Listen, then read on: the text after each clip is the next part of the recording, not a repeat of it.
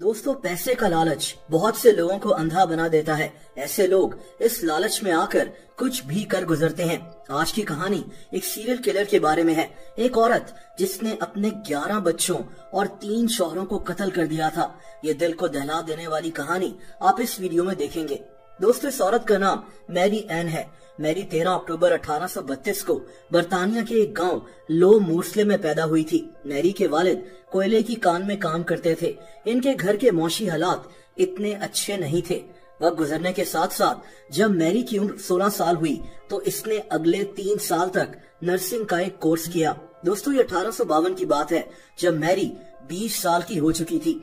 इसने विलियम मोब्रे नाम के एक आदमी के साथ शादी कर ली। शादी के बाद ये दोनों मियाँ बीवी इंग्लैंड के एक शहर दरहम में शिफ्ट हो गए। लेकिन फिर इसके साथ कुछ अजीब होने लगा। दोस्तों, 1856 तक मैरी के 4 बच्चे हो चुके थे, लेकिन इस औरत के सारे बच्चे एक के बाद एक करके पेट की किसी बीमारी की वजह से मरते गए। ये बात हैरानकुन थी कि मैरी के 4 बच्चे एक जैसी बीमारी से ही मर गए हैं। ठीक इसी साल इस औरत ने अपने शौहर को लाइफ इंश्योरेंस पॉलिसी लेने का मशवरा दिया। इसके शौहर ने इसकी बात मानकर लाइफ इंश्योरेंस पॉलिसी खरीद ली। दोस्तों, अगले 6 साल में इनके घर मजीद 5 बच्चे पैदा हुए।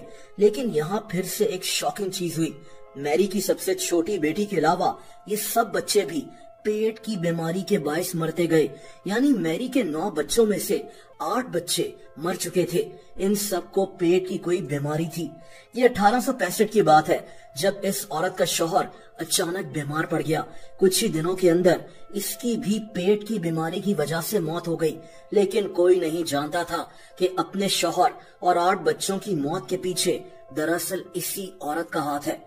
दोस्तों, अपने शौहर के मरने के बाद मैरी को इंश्योरेंस कंपनी की तरफ से 35 पाउंड्स की रकम मिली। ये रकम उस दौर में एक बहुत बड़ी रकम थी।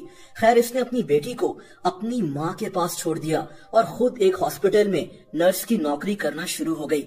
यहाँ इसकी मुलाकात जॉर्ज वार्ड नाम के एक पेशेंट से हुई। जॉर्ज एक इंजीनियर था और काफी मालदार आदमी था।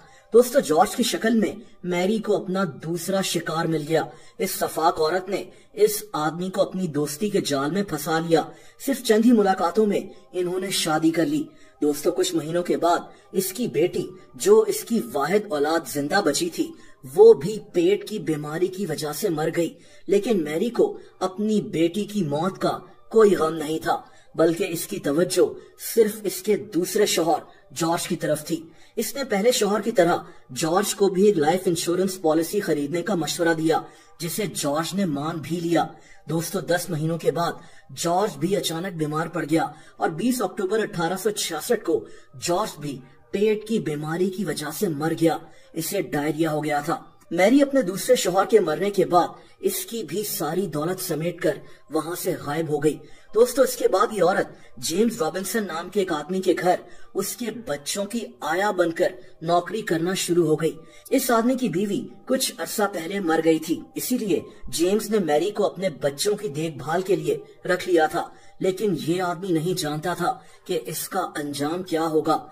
जेम्स से घर काम करते हुए मैरी को अभी कुछ महीने ही हुए थे जब इसने जेम्स से तीसरी शादी कर ली। इनकी ये शादी 3 साल तक चली, यानी 1869 तक। लेकिन तब तक जेम्स के 3 बच्चे एक के बाद एक करके पेट की बीमारी की वजह से ही मरते गए। जेम्स को अपनी बीवी मैरी पर शक होने लगा, इसीलिए इसने मैरी को घर से निकाल दिया। लेकिन कुछ दिनों के बाद जेम्स की भी पुरस्कार तरीके से मौत हो गई और इसकी दौलत भी मैरी के हिस्से में आ गई। लेकिन दोस्तों, ये कहानी अभी यहाँ खत्म नहीं होती। इसके बाद मैरी की एक दोस्त मैर्गरेट कॉटन ने इसकी मुलाकात अपने भाई फ्रेडरिक कॉटन से करवाई। फ्रेडरिक की बीवी मर चुकी थी, इसीलिए इसने अपने 2 बेटों की देखभाल के लिए मैरी से शादी कर ली। दोस्तों, सिर्फ कुछ ही अरसे में फ्रेडरिक, इसकी बहन और इसका बड़ा बेटा भी पेट की बीमारी की वजह से मर गए। यानी मैरी के साथ जो भी रहता था वो पेट की बीमारी की वजह से ही मारा जाता था।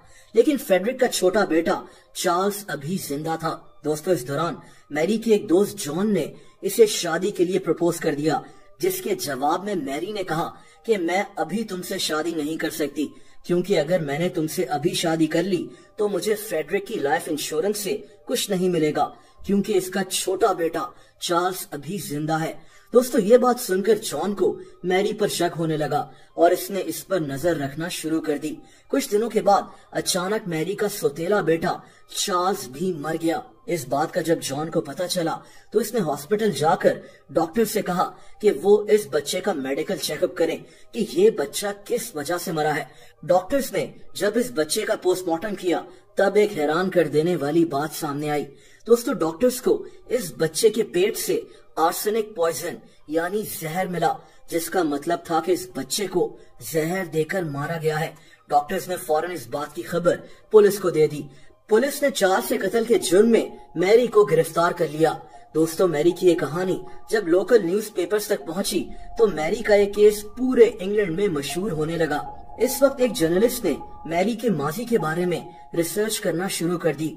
इस जर्नलिस्ट ने मैरी के कारनामों पर पूरी एक रिपोर्ट तैयार की। इस रिपोर्ट में इस औरत के बारे में बहुत सी तहलका अंगेज बातें सामने आई। इस वक्त दुनिया को पता चला कि मैरी ने अपने 3 शौहरों, बेशुमार बच्चों, इसके अलावा अपनी वालदा और अपने 3 दोस्तों को भी जहर देकर कत्ल किया है।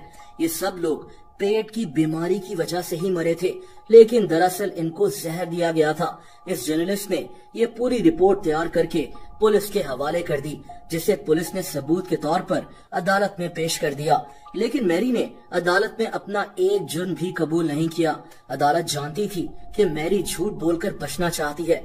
ये 28 मार्च 1873 की बात है जब अदालत के हुक्म पर इस बेरहम और लालची औरत को 50 लोगों के सामने फांसी दे दी गई थी। इस सीरियल किलर की जिंदगी पर बहुत सी बुक्स और डॉक्यूमेंट्रीज बन चुकी हैं। इंग्लैंड की तारीख में ये अपनी नौयत का एक अनोखा केस था, जिसको सुनकर आज भी लोग शॉक रह जाते हैं। वीडियो पसंद आई हो तो वीडियो को लाइक जरूर कर दें। ऐसी इंटरेस्टिंग वीडियोस देखने के लिए इस चैनल को सब्सक्राइब कर लें और बेल आइकन पर भी हिट कर दें, ताकि इस चैनल की वीडियोस के नोटिफिकेशंस आपको मिलते रहें। अपना बहुत ज्यादा ख्याल रखें। अल्लाह हाफिज।